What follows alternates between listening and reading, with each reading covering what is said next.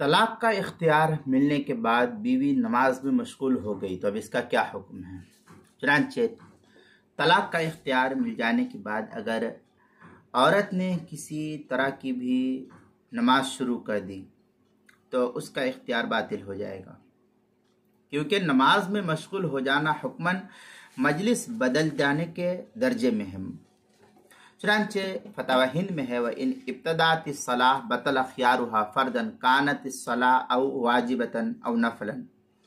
فتاوی ہندیہ کتاب الطلاق جلد نمبر 1 صفحہ نمبر 388، جو زکریہ بک ڈپو دیوبند کا ہندی نسخہ اس کے اندر۔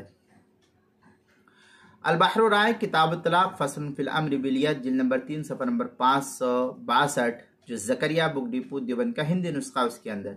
فتاوی تاتار خانیہ کتاب الطلاق الفصل الخامس فی الکنایات جلد نمبر 4 صفحہ نمبر 496، مسئلہ نمبر 6753۔